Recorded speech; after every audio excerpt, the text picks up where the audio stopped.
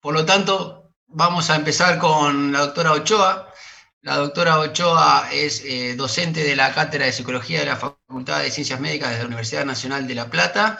Es investigadora en el centro INSA y es además trabaja en Centro Integral Ambulatorio en Neurociencia, el lugar donde trabajamos todos. Y para terminar, quiero decir que representamos, como dijimos, al capítulo de esquizofrenia de la Asociación Argentina de Psiquiatras. No me quiero prolongar mucho por el tiempo. Adelante, Elizabeth Ochoa. Bueno, muchas gracias, Fabián. Bueno, voy a compartir mi presentación. Voy a hablar de la depresión psicótica. ¿Sí? A ver si corre. En el consultorio, cuando tenemos un cuadro de depresión al cual se le suman los síntomas psicóticos, es realmente un desafío para, en primer término, poder instaurar un diagnóstico, un tratamiento y un pronóstico para poder disminuir el sufrimiento tanto del paciente como de su entorno. Cuando hablamos de un paciente que tiene un trastorno depresivo mayor, el hecho de que tenga síntomas psicóticos lo aísla de la realidad, entonces el paciente queda desconectado de la experiencia concreta, por lo cual no puede tomar decisiones en su día a día. Esto lo que va a hacer es repercutir no solo en la autonomía del paciente, sino que el paciente va a empezar a depender más de la familia y esto va a hacer un desgaste global. Tanto en los pacientes como en los familiares hay un incremento en los niveles de discriminación y estigmatización social.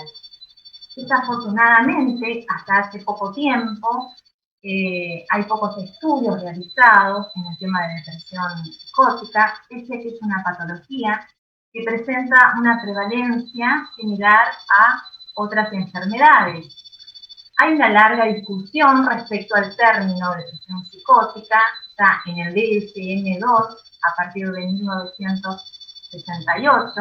La palabra psicosis aludía a un término de gravedad dentro de un cuadro depresivo, es decir, no se hacía hincapié en los síntomas de alucinaciones y delirios, y sobre todo en el hecho de que el paciente estaba fuera del contacto con la realidad.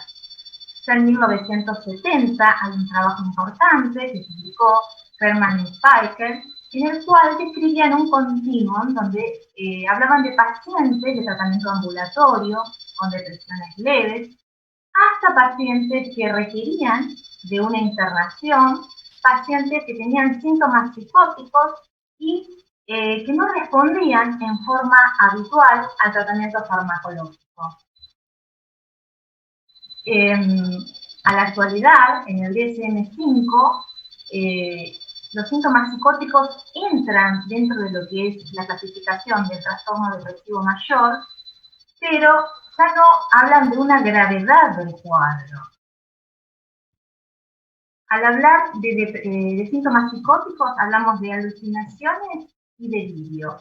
Y en el DSM-5 se subclasifica a este delirio en congruente o incongruente con el estado de ánimo del paciente, teniendo en cuenta que esta congruencia o incongruencia tiene que ver con el contenido de los delirios y las alucinaciones que estén en consonancia con los temas típicos de incapacidad personal, de culpa, de muerte y de enfermedad. En el caso, obviamente, de los síntomas psicóticos no congruentes, no estaría en congruencia con esta temática depresiva. Respecto a qué delirios se presentan en estos cuadros, los delirios son de culpa, paranoides o somáticos. Y las alucinaciones más frecuentes son auditivas, kinestésicas y visuales. Si vamos a la parte epidemiológica, este tipo de cuadro afecta a 4 pacientes cada 1000, y si tenemos en cuenta una población de mayor de 60 años, el número aumenta a 14 por 30 cada 1000 personas. Hay un trabajo importante que realizó Cordiel y colaboradores, en el cual se estudian a los pacientes que están hospitalizados por cuadros depresivos mayores, y ellos lo que detectan es que hasta un 25% de estos pacientes presentan depresión psicótica. Con respecto a los aspectos epidemiológicos y factores de riesgo que son muy importantes, los podemos aplicar diariamente en el consultorio, tenemos que tener en cuenta la aparición de sexo biológico masculino, adultos mayores, pacientes que tengan comorbilidad clínica, y también se ha encontrado mayor prevalencia en personas pertenecientes a minorías étnicas. Esto lo que relaciona son factores sociales y culturales. Respecto a factores de riesgo, al desarrollar síntomas psicóticos, en pacientes que tienen cuadros depresivos, que también se comparten con pacientes que pueden desarrollar esquizofrenia, estarían el hecho de vivir solo, el escaso contacto con familiares, pacientes que no tienen trabajo, están desempleados. Es muy importante la vivencia de eventos traumáticos en la infancia, la historia familiar de enfermedad mental y sobre todo de psicosis, y el abuso sexual en la infancia. Algo que me parece también importante a tener en cuenta de un seguimiento a largo plazo que realizó Owey y colaboradores, hablan respecto a los síntomas a nivel volitivo y las alteraciones en las funciones ejecutivas y la capacidad intelectual premórbida. Estos son comunes, ¿sí?, en los pacientes que tienen un episodio depresivo mayor con síntomas psicóticos y en pacientes que presentan esquizofrenia, no así en pacientes que presentan trastorno bipolar. Respecto a las líneas de investigación de la depresión mayor con síntomas psicóticos, hay dos lineamientos, uno relacionado con las alteraciones genéticas y el otro vinculado a los estudios de neuroimagen, que es la resonancia magnética funcional. Hoy en día se conoce que existe una superposición que se refiere a la alteración del ritmo circadiano y se ha podido determinar la presencia de polimorfismo en genes vinculados con el ritmo circadiano, el ARNP, el TER2, el TRI2, y actualmente también lo que se está intentando estudiar y se apunta a descubrir posibles dosis de riesgo para padecer depresión mayor psicótica. Respecto a las alteraciones del eje hipotálamo, hipófisis, corteza suprarrenal, hoy en día se sabe de anomalías en la expresión de los genes que codifican para el receptor de los glucocorticoides y también para el receptor de la hormona liberadora de corticotropinas. Respecto a los niveles a la neuroimagen, los estudios de resonancia magnética nuclear, lo que hoy se sabe es que hay una disminución en el volumen de la materia gris de los pacientes que presentan síntomas psicóticos dentro de su cuadro de depresión mayor, a diferencia de los pacientes que solo tienen síntomas depresivos.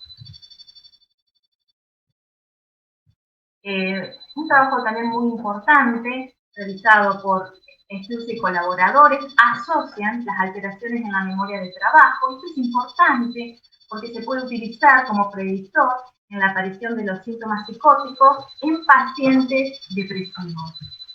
Con respecto a la clínica, y es un poco lo que apunta mi charla, los síntomas importantes en la aparición de síntomas psicóticos en los cuadros depresivos serían la angustia vital, profunda e intensa, y la sobredimensión de los pensamientos y sentimientos vinculados con la moral, la culpa y la ruina.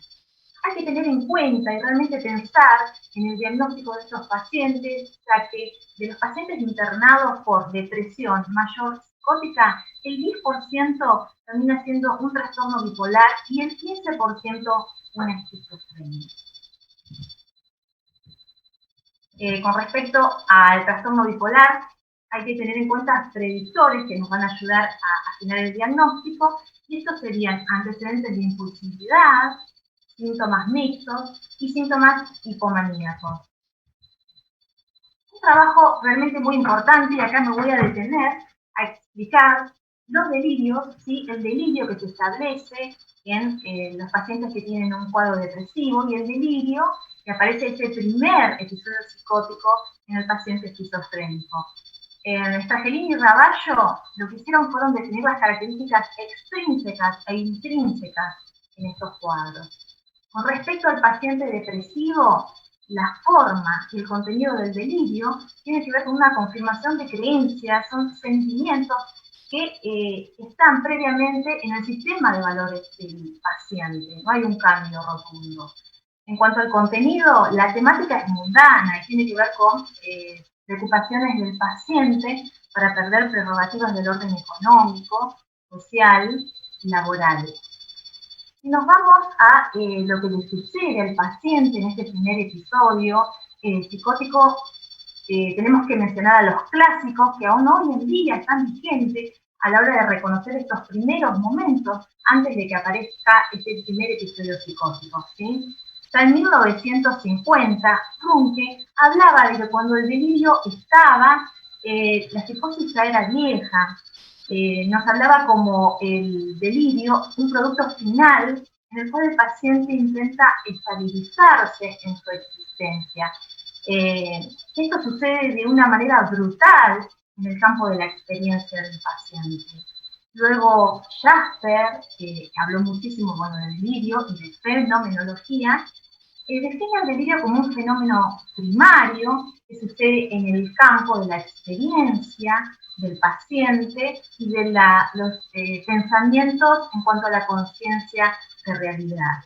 Jasper, desde la fenomenología, lo que intenta es representar, intenta definir, intenta clasificar los fenómenos psíquicos individuales. Habla de la vivencia primaria delirante y lo que dice es que el paciente puede percibir no como estímulos a los sentidos, no es una fotografía a los sentidos, sino que percibe significaciones. Estas significaciones en el paciente son acompañadas por conceptos, por información, y al mismo tiempo el paciente tiene un sentimiento profundo de inseguridad, de inconsistencia, es decir, en ese momento es atravesado por el temple delirante. Por lo cual, el paciente, en su vivencia delirante primaria, intenta encontrar una consistencia y forma el delirio. Por lo cual, la temática, que sí está en el cuadro, es de temas ontológicos, que tienen que ver con el ser, con la existencia, temas metafísicos, que tienen que ver con los fenómenos naturales, el origen, el universo, temas patológicos, la relación de Dios y del hombre, la relación con el universo, los destinos finales del universo, qué sucede más allá de la muerte. Si avanzamos en el cuadro y nos vamos a las características extrínsecas, dentro de lo que es el campo preparatorio de la experiencia delirante, en el paciente depresivo lo que tenemos es una profunda sensación de contradicción, que el paciente va perdiendo capacidad de acción y sobre todo lo que le sucede es que se plantea la realidad no en un sentido lógico, sino en un sentido ético. El paciente empieza a rever conceptos filosóficos que tienen que ver con qué es la felicidad, qué es el bien, qué es el mal. Sin embargo, lo que le sucede al paciente que está teniendo ese primer episodio psicótico y que fue descrito por Conrad en el año 1968, Conrad lo que hizo fue describir un continuum desde los que son estados predelirantes hacia el primer episodio psicótico y los divide en distintas fases, en 5 fases. La primera fase, a la que le llama trema, es el momento en el que el paciente siente invadido por una sensación, un sentimiento de que algo va a suceder. ¿sí? En este momento aumenta la tensión interna del paciente, y el paciente lo que siente es que es extraño para sí mismo y extraño para su entorno, lo cual da lugar a la autorreferencialidad. Respecto a los sentimientos de base en los delirios, en la depresión, el paciente se queja de sentir afectada la capacidad de sentir. El paciente lo que tiene es una experiencia dolorosa de una pérdida de resonancia y de comprensión emocional.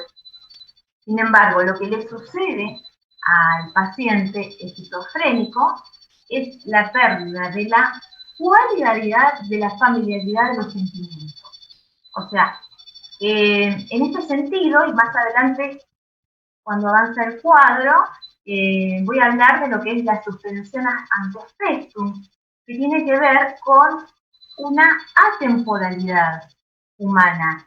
¿Qué es lo que sucede en este momento al paciente? El paciente siente una impaciencia existencial.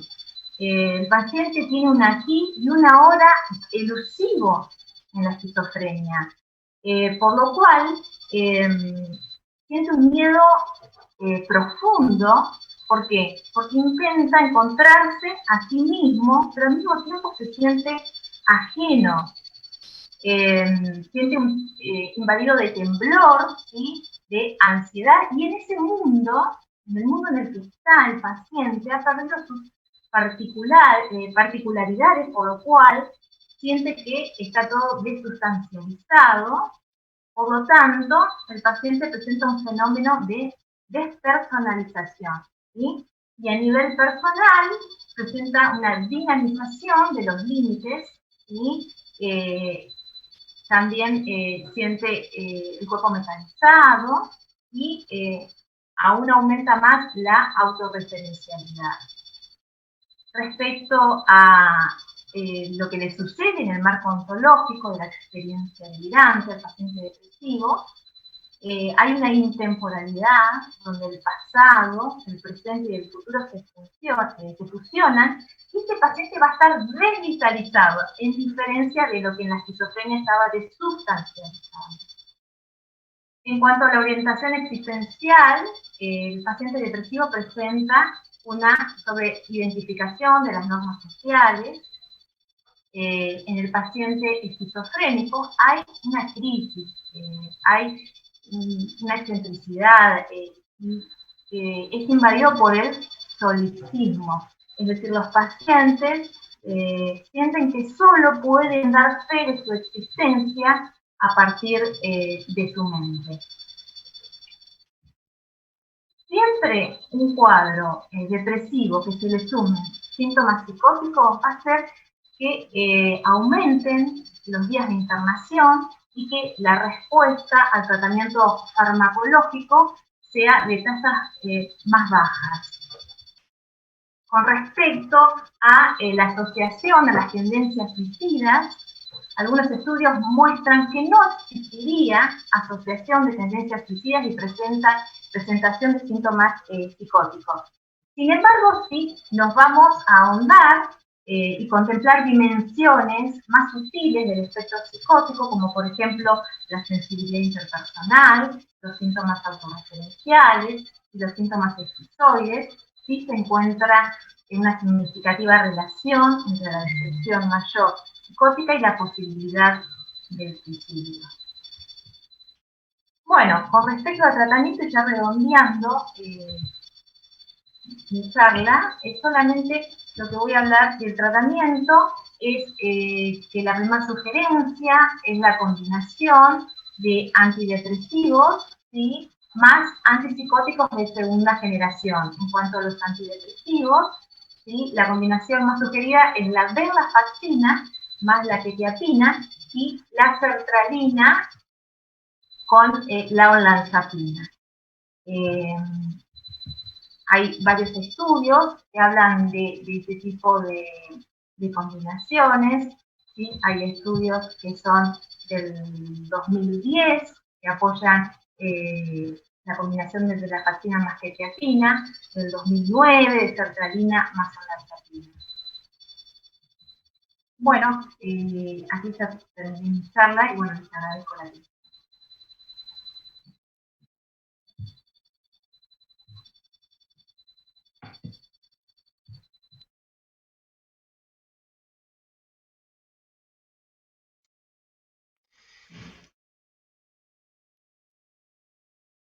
Bueno, va a seguir. Seguís vos, Vivi.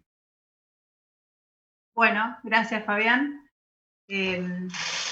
Vamos a empezar con la charla. Agradecemos la presencia de cada uno de ustedes y también la posibilidad de participar en esas cuartas jornadas regionales. Y bueno, la próxima que sea presencial, que es mucho más linda. Bueno, el material que yo les traigo está referido a cómo hacemos para mejorar la salud y la longevidad de nuestros pacientes, ¿sí? En la parte clínica. Bien, sabemos que nuestros pacientes con esquizofrenia tienen una tasa de mortalidad mucho más elevada que la población general. Su esperanza de vida está reducida entre 13 y 30 años, tomando como promedio aproximadamente 20 años los años que está reducida su esperanza de vida. La mayoría de los pacientes tienen un tercio de esos pacientes que fallecen por enfermedades cardiovasculares. Esto se vio en este estudio que se realizó, se publicó en el 2016, donde se concluyó que en las personas con enfermedad mental grave tienen 2 a 3 veces más altas probabilidades de tasas de mortalidad que la población general en los Estados Unidos. Y tienen una alta prevalencia tanto de factores de riesgo como son la obesidad o la diabetes y también infecciones como VIH-Sida. Si observamos los datos epidemiológicos, se observó que las enfermedades cardiovasculares, la mortalidad por infarto agudo de miocardio, accidentes cerebrovasculares, eran el doble que la población general. Pero las internaciones por estas patologías eran semejantes a la población general. Entonces, hay un desfasaje. Si estamos diciendo que es el doble la prevalencia, los pacientes psiquiátricos están más enfermos, pero reciben mucho menos atención médica. En este estudio este metaanálisis es muy importante, que se publicó en el 2017, se evaluaron 92 estudios, tanto transversales como longitudinales, con una N de más de 3 millones de pacientes con patología mental grave, y se observó cuál fue la incidencia de mortalidad. ¿Cuáles fueron las conclusiones? A los 50 años, el 10% de las personas con enfermedades mentales graves tenían una enfermedad cardiovascular comórbida, con un riesgo mayor del 53% de tener esas enfermedades y un 85% de probabilidades de morir por esa problemática. Entonces, esto está hablando que este estudio, este metaanálisis, abarcó estudios de todo el mundo. Entonces, lo que está diciendo es que la distribución es generalizada, no es por una cuestión de región. Y esto habla de qué tenemos que tener en cuenta. Cuando sabemos que las enfermedades cardiovasculares, ya sabemos que es clásico decir que se responden a el uso de antipsicóticos, ¿sí? Pero vamos a ver más adelante que hay varios estudios que hablan de un primer episodio psicótico sin tratamiento donde aparecen algunas alteraciones metabólicas. Como sabemos, los riesgos cardiometabólicos más altos se van a producir con la clozapina y la olanzapina, y el riesgo más bajo con aripiprazol, ziprasidona, lurasidona, amisulpirida. Entonces, el objetivo es detectar y controlar esas enfermedades cardiovasculares. Hay un punto que es la fisiopatología. La fisiopatología, si bien es compleja, requiere mucha más investigación, porque se observaron características comunes entre las enfermedades mental graves y las enfermedades cardiovasculares. Hay una disfunción hipotalámica pituitaria adrenal, con una elevación del cortisol en sangre, una activación inmunitaria periférica, una neuroinflamación, también enlaces genéticos comunes y interacciones epigenéticas. Entonces, entre los estudios que vamos a analizar, tenemos este estudio donde se ve la prevalencia del síndrome metabólico en los pacientes con esquizofrenia. Acá es donde yo les decía, pacientes que aún no han recibido tratamiento antipsicótico, ya presentan algunas alteraciones metabólicas. Esto nos está dando una pauta, abre una ventana para ver cuánto es el efecto de nuestros antipsicóticos y cuánto el paciente ya lo tenía. Siempre teniendo en cuenta que nuestros pacientes con esquizofrenia van a ser un grupo de alto riesgo para tener enfermedades cardiovasculares.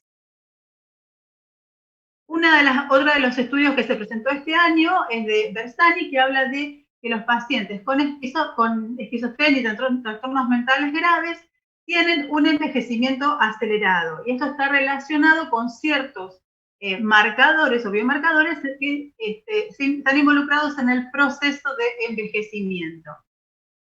Bien, con respecto a la homeostasis, y volviendo al tema del primer episodio de los pacientes, se manifestó mucho, lo que se vio es la alteración de la homeostasis en el metabolismo de la glucosa. Se evidenció incremento del tipo de diabetes tipo 2, y esto hace presumir una vinculación entre la esquizofrenia y la regulación alterada de la glucosa. Acá se presenta un estudio que se publicó en el 2014, de pacientes con esquizofrenia sin tratamiento, o sea, un primer episodio psicótico sin tratamiento, pacientes con esquizofrenia con tratamiento y pacientes con discontinuidad del tratamiento. Lo que se observó es que los que discontinuaban el tratamiento con fármacos antipsicóticos tampoco mejoraban significativamente los parámetros metabólicos de esos pacientes. Entonces, bueno, hay que analizar ese estudio. Las implicancias que esto habla es que por más que yo le quite el antipsicótico, el paciente no mejora significativamente su estado metabólico, ¿sí? Bueno, este es otro caso, otro estudio también con psicosis sin tratamiento, donde ¿qué se observó? Se observó incremento de la insulina y del péptido C en pacientes que habían tenido un primer episodio psicótico sin fármacos. Y la glucemia y la hemoglobina glicosilada estaba semejante a los valores que se presentan en la población general. Entonces, como conclusión, lo que se ve sí o sí es una importante resistencia a la insulina. Los otros parámetros, como son el colesterol, los triglicéridos, fueron valores parecidos a los sujetos sanos. Y otra de las cosas que está en vías de investigación es la señalización alterada de la dopamina. También hay que ver cuánto influye en la patogénesis de ese síndrome metabólico, esta vinculación de la dopamina con la insulina. Entonces eso también hay que profundizarlo. Dijimos que una de las alteraciones que más veíamos era la insulinoresistencia. Con el cortisol aumentado, eso hace que haya mayor consumo de grasas por parte de los pacientes, que van a generar una redistribución abdominal y obesidad. Y también una mayor ingesta de hidratos de carbono que favorece la hiperinsulinemia y la insulinoresistencia. Con respecto al síndrome metabólico, los criterios que conforman el síndrome metabólico han ido variando a medida que van pasando el tiempo.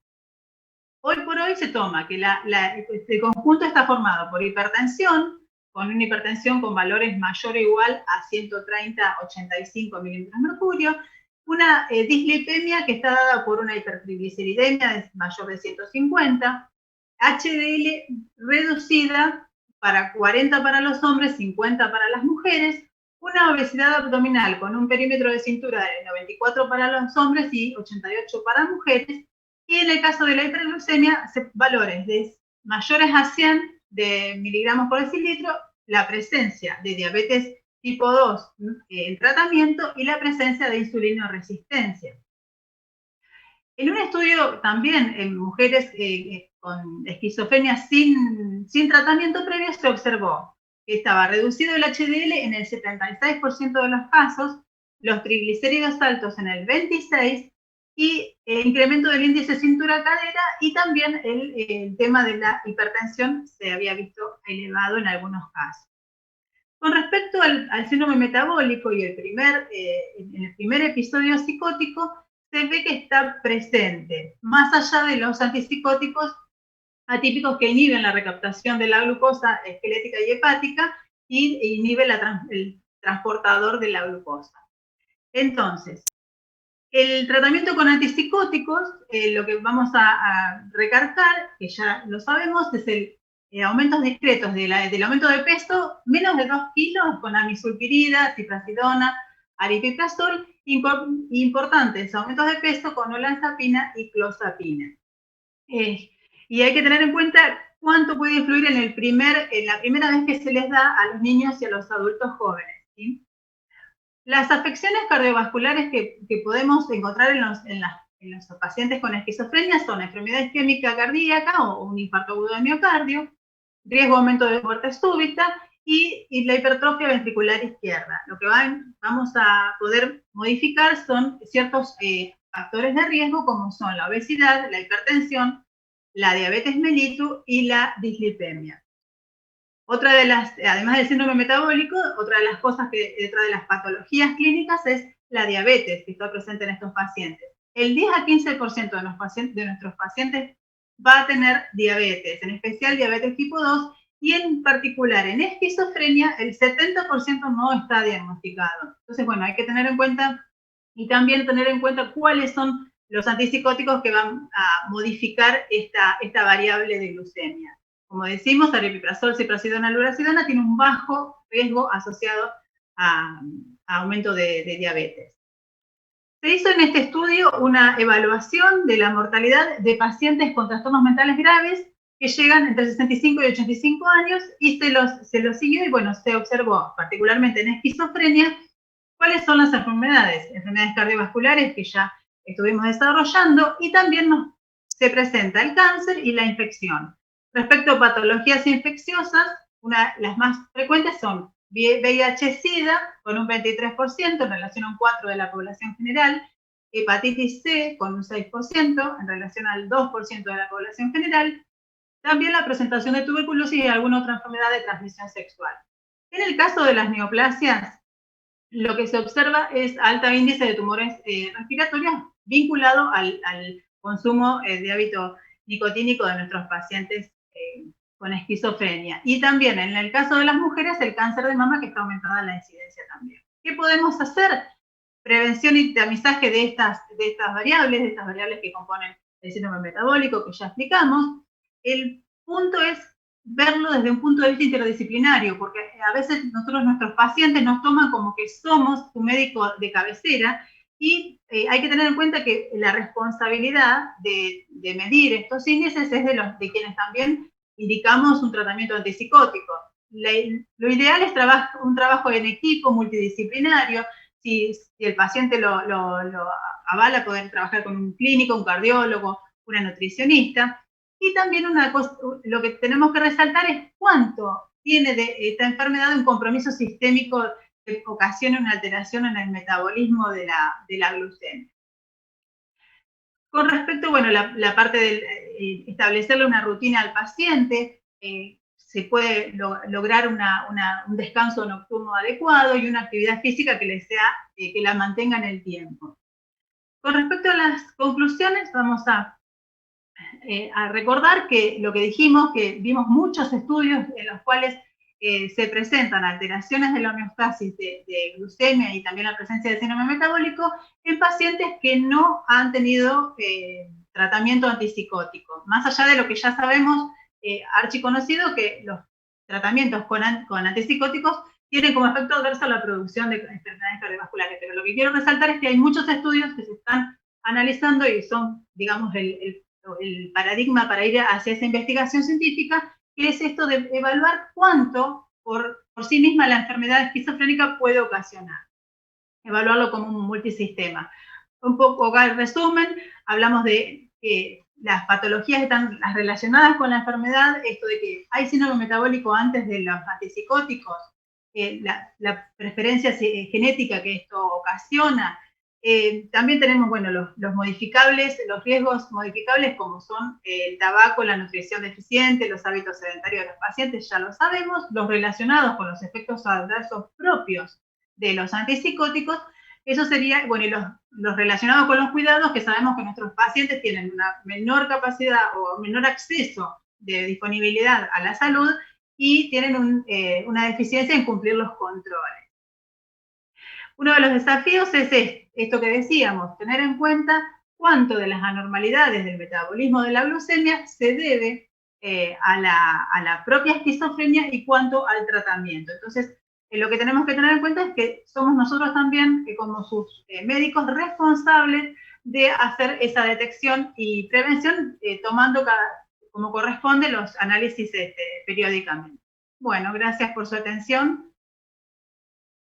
Bueno, muchas gracias, Vivi.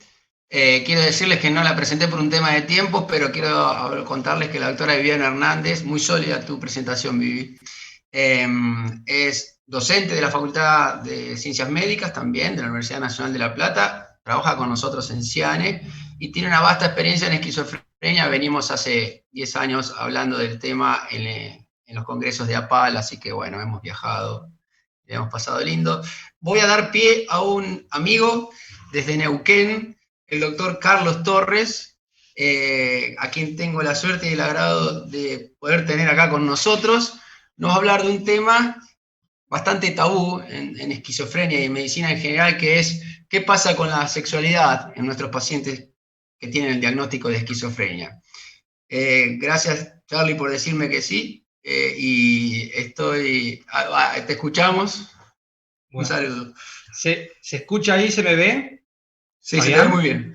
Bueno, lo importante, no me veo azul, o sea que no me van a decir que soy un pitufo, y no tengo el mantel, tengo una camisa, un ambo, así que ahí vamos bien. Antes que nada, agradecer a Fabián, al doctor Carlos Benavente Pinto. Yo integro el capítulo de esquizofrenia de la AP. Como me vine a vivir al Alto Valle de Río Negro y Neuquén, no soy parte de CIANE, me encantaría estar ahí con ustedes, pero me vine acá y soy médico del Hospital de Cipolletti,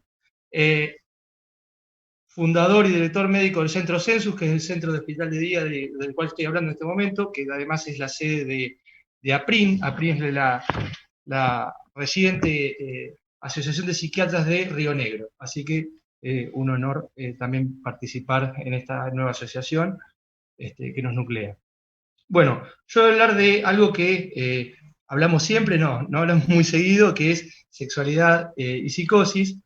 Y lo comentaba con Fabián y con los chicos que al momento de hacer esta presentación empecé a preparar el PowerPoint y veía que pasaba bastantes diapositivas definiendo sexualidad y ninguna psicosis. Creo que nos han entrenado bastante bien para diagnosticar y tratar psicosis. De sexualidad, por lo menos, no soy un gran experto, y por preguntarme cuánto sé de la sexualidad de mis pacientes con esquizofrenia, surgió de que no sabía demasiado y que teníamos que acercarnos a entender un poquito más.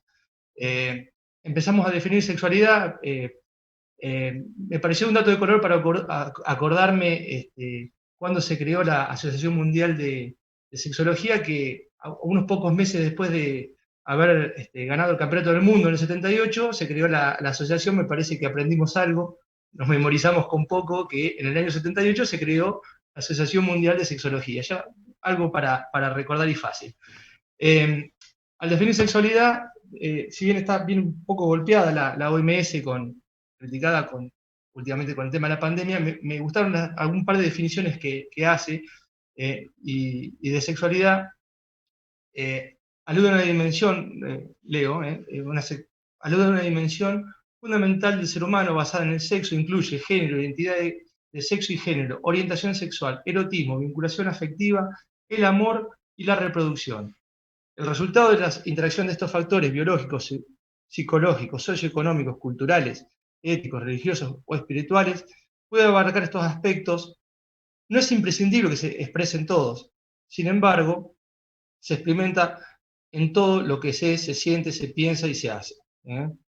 Entonces, que también es difícil estudiar un fenómeno tan complejo, porque hay variantes a lo largo del tiempo y variantes culturales, por eso la idea de relativizar un poco el concepto de qué es normal, o sea, qué es la sexualidad normal, parece, por eso Brenot habla de la importancia de relativizar, porque algunas prácticas sexuales que en otra época eran inaceptables, en un momento parecen más habituales o normales. Me acuerdo de una película de hace unos años que había de Suar sobre el intercambio de parejas y, bueno, refleja un poco en el cine las cosas que pasan, ¿no? en la vida real, y que por ahí en otro momento quizás se hacían, pero no estaban tan difundidas o aceptadas.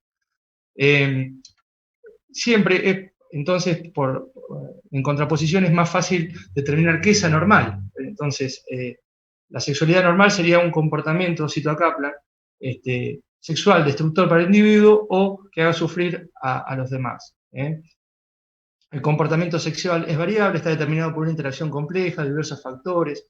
En primer lugar, el tipo de vinculación que establecemos con nuestros pares, por las circunstancias de nuestras vidas y por la cultura en la cual vivimos, la cultura, siempre lo que decía Brenot, relativizar. La noción de la sexualidad incluye la percepción de ser un hombre entre una mujer, es decir, concebir una identidad sexual dada. ¿Sí? Cuando uno empieza a leer sobre esto y mira las escalas y todo, se hace una pregunta: ¿qué es ser sano sexual? O sea, entonces, volvemos a la OMS con una definición que la salud sexual es la sumatoria de una integración de aspectos somáticos, emocionales, intelectuales y sociales del bienestar social, en la medida que ellos pueden, a su vez, enriquecer y desarrollar la personalidad, la comunicación y el amor. El objetivo de la salud sexual reside en la mejoría de la vida y de las relaciones interpersonales, y no solamente la prevención de un embarazo no deseado o la profilaxis de una enfermedad de transmisión sexual. ¿Bien? Vamos bien con el tiempo, creo que sí, espero. Entonces, pero hay diferencias en el género, en la sexualidad, y acá el amigo Colson de Francia hizo un trabajo que bueno, nos da cuenta de algo que ya sabíamos, que uno desde chico cuando se juntaba con los amigos a comer un asado decía: los hombres y las mujeres no somos igual, no pensamos igual, el hombre es más sexual, sería la palabra, no sé si sería eso, más interesado por el sexo que la mujer. Bueno, lo documentó y habla del estudio que él hizo y publicó, habla que para el hombre es muy importante en el 70% de los encuestados y en la mujer el 65% de los encuestados. Pero con la preocupación de tener una disfunción sexual, ahí al pie de la diapo, se ve que la preocupación del hombre por padecer una disfunción sexual es del 14% y la mujer un 2,5%. Entonces, hay diferencias y también hay una encuesta, una parte de la encuesta que no nos deja muy bien. Yo siempre le digo a mi mujer que tengo ojos solamente para ella, pero dice que, según Colson, o lo que encontró es que el 63% de las mujeres no se les ocurre pensar en tener otro partener sexual que no sea el que tienen, y los hombres, el 26% solamente no querríamos tener otro partener sexual. Parece que no nos deja bien, porque después uno quiere ir a los congresos y ir solo, y si mira mi mujer, mira esta diapositiva, va a empezar a poner pelos, se va a complicar. Así que bueno, ya podremos ir a Francia y pedir explicaciones al amigo Colson de todo esto, porque, bueno, él lo estudió y no le podemos decir que no, pero nos deja un poco mal a los hombres. Comparado, yendo a géneros de diferencias, decimos que el hombre le interesa, le importa más el sexo y la sexualidad. En los pacientes no cambia mucho eso, hablo de la esquizofrenia. Entonces, el hombre tiene más interés, el varón tiene más interés por lo sexual, sin embargo tiene menos actividad sexual, se refleja en las tasas de paternidad o maternidad, el doble la mujer, en la frecuencia y también en la paternidad o maternidad en este caso. El hombre tiene más excitación, tiene más satisfacción, por ahí por actividad masturbatoria o sueños eróticos, y la mujer mayor tasa de anorgasmia. O sea, ahí hay una inversión, porque por ahí en la satisfacción sexual y en la frecuencia, en la población sana, es más o menos parejo, la satisfacción y la frecuencia es más o menos parecido. En cambio, en el grupo de pacientes, las mujeres tienen porcentualmente más actividad, pero también menos satisfacción.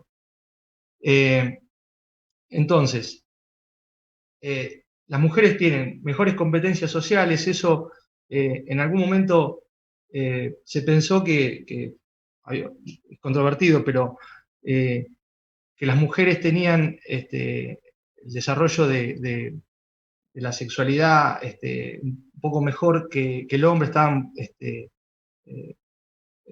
tenían más competencias sociales y iniciaban la actividad sexual y el hombre les costaba más.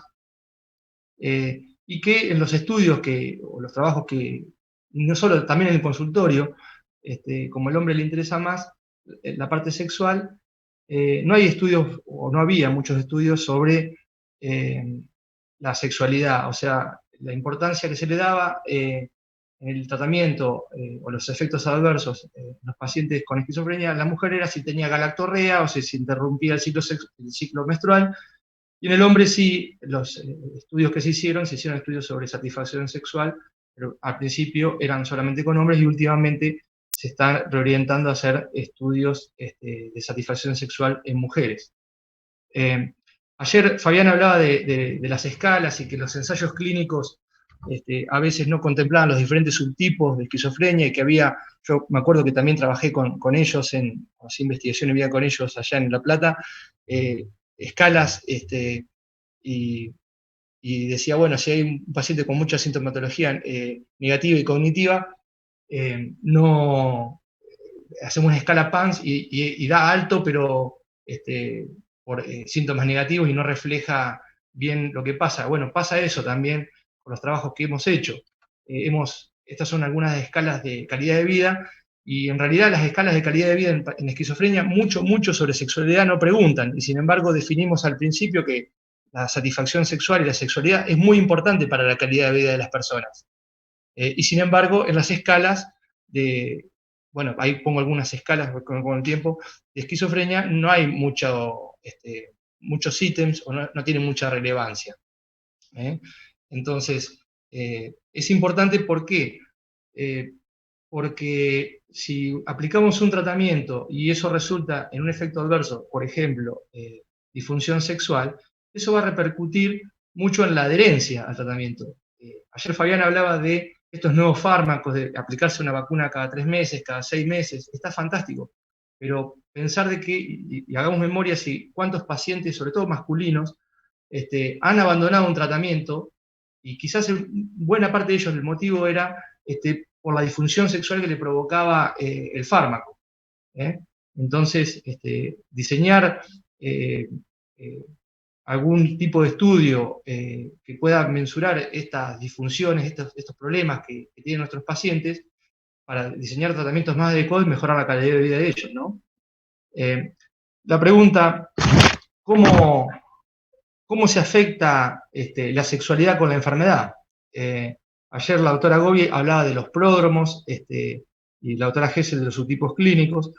Este trabajo, Freeman y Harrison proponen 2 posibilidades para explicar las modificaciones de la sexualidad de los pacientes con esquizofrenia. La primera es que los rasgos sexuales cambian secundariamente a la enfermedad, siendo el aislamiento, el autismo, la pérdida de habilidades sociales lo que afecta al potencial del paciente para su expresión sexual. Y la segunda posibilidad es algo que, bueno, ahora viene un poco en desuso, o va a venir con el tema de que la nueva ley de salud mental y que los centros de internación crónicos, bueno, no es un lugar muy apto, una clínica para tener sexo, ¿no?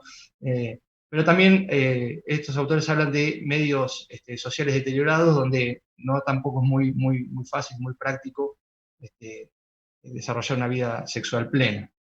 Entonces, con un estudio publicado, se habla de que incluso en la etapa premórbida, eso tiene que ver con los pródromos, pensar de si la sexualidad no podría incluirse dentro de ese análisis del estado prodromal. ¿Por qué? En las conclusiones de este estudio es que el 97% de las personas sanas admitieron tener apetito sexual cotidiano al final de la adolescencia. Pero en el grupo de las personas que eran ARM, sería At Risk Mental State, como decía ayer Valeria, la población en riesgo, solamente el 68% al final de la adolescencia, y después, cuando la enfermedad estaba instalada, el apetito sexual bajó al 42%, o sea que se confirma que había una disminución de la libido en el paciente en el estado previo, o sea, en el estado premórbido, ¿sí? Bueno, un autor, no hace al diagnóstico de esquizofrenia, ni es patognomónico de la esquizofrenia, las alteraciones conductuales bizarras de la sexualidad no son patognomónicas de la esquizofrenia, se queda descartado. Sigo. La pregunta sería al revés. ¿Cómo se afecta la enfermedad por la sexualidad? ¿Sí?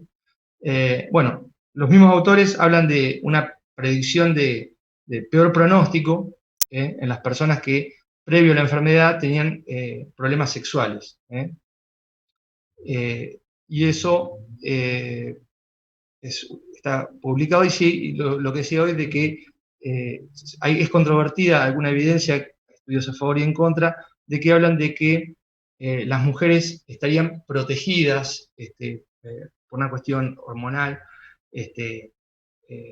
para desarrollar o tener el episodio psicótico un poco más tardíamente que el hombre, y que durante el embarazo podrían estar protegidas para no descompensar, pero eso es controvertido todavía.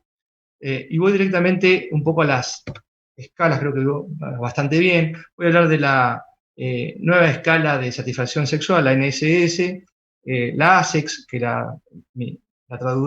hice un translating del francés. Mi francés y mi chino mandarín no son muy buenos, así que mi disculpa si hay algún error en la ASEC. Y después algo que es impronunciable, que es la PROSAC, que es en realidad un cuestionario de disfunción sexual secundario al uso de psicofármacos.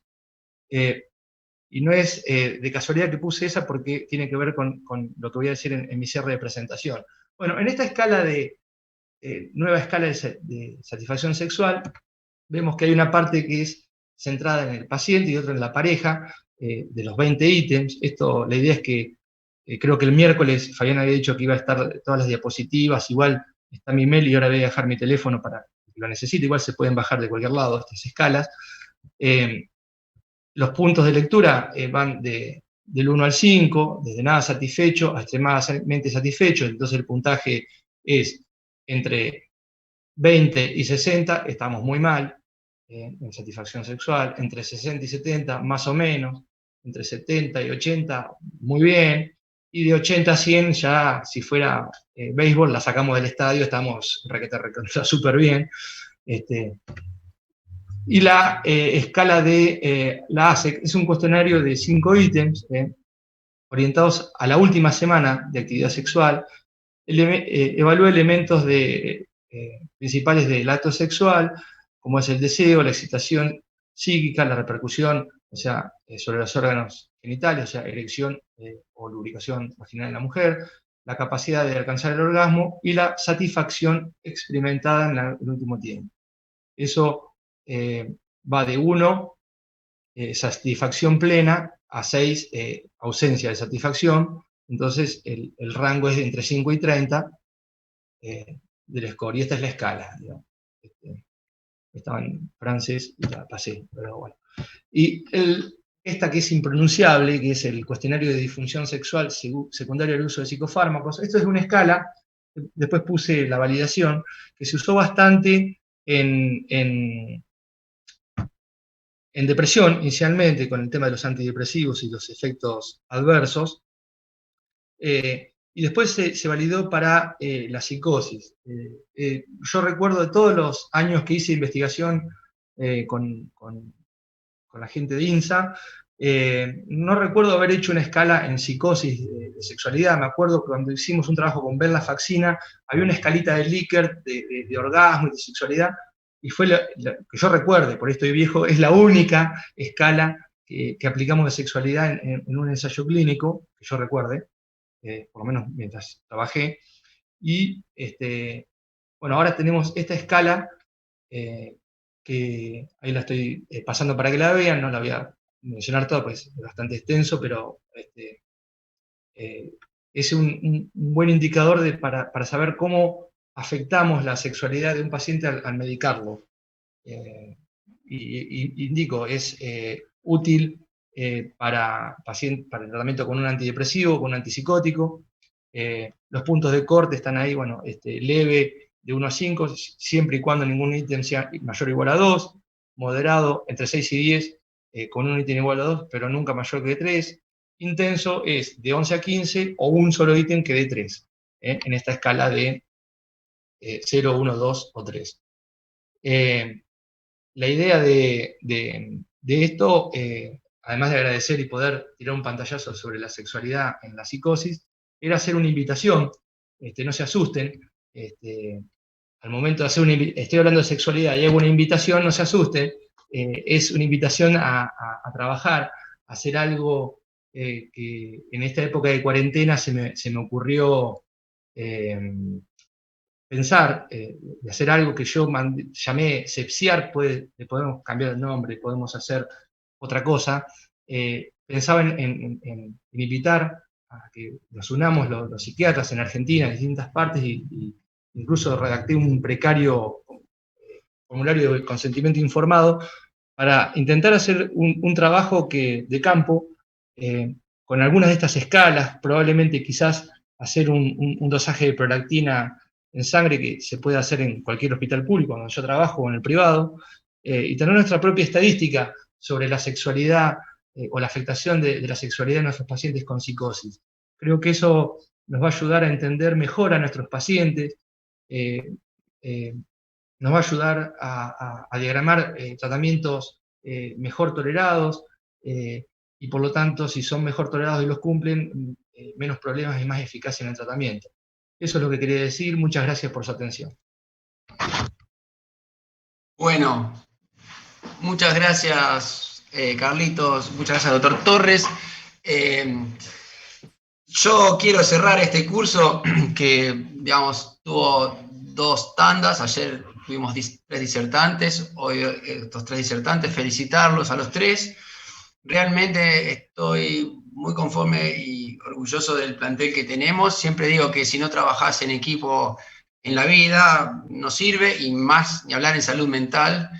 Y la verdad que también quiero cerrar agradeciendo una vez más al mentor y fundador de estas jornadas, al doctor Benavente Pinto, porque gracias a Dios estamos desde el inicio. Ahora las jornadas son un éxito total, hay disertantes extraordinarios, extranjeros, pero nosotros ya desde el inicio venimos y tenemos la suerte de que nos haya tocado estar con él. A su vez, volver a recordarles que nosotros somos flamantes integrantes del capítulo de esquizofrenia de la AAP. Quizás vamos a ir tratando de ir desarrollando cursos de formación continua, porque supongo que es la idea de las asociaciones, y sobre todo en un tema tan álgido como es la esquizofrenia. Nosotros creemos que en el último tiempo no hay tanta información o tanta divulgación o tanta charla de esquizofrenia, y la verdad que tener estos espacios y poder aprovecharlos siempre es bueno. Sin más, viendo que no hay preguntas, les quiero decir gracias de nuevo, y estamos para ustedes con nuestros mails para lo que sea necesario. Y quiero aprovechar estos minutos para invitar al capítulo de esquizofrenia a toda aquella persona que esté interesada en la temática. Pronto van a salir las invitaciones más formales, pero digamos desde la página de la Asociación Argentina de Psiquiatras pueden sumarse con ideas, proyectos, todo aquel que le guste la temática. Nada más, y bueno, nos despedimos. No sé si alguien quiere aportar algo de ustedes. Gracias, Carlos, saludos. Gracias, Vivi, y gracias, Elizabeth. Un lujo con ustedes poder compartir este momento. Un gusto, muchas gracias por la invitación nuevamente. Un saludo al equipo y espero que esto se acomode y poder viajar a La Plata y tomar unos mates. Te esperamos, siempre te esperamos. Dale. Bueno, muchas gracias. Chao, Carlos, hasta luego. Muchas gracias, gracias por todo. Hasta luego.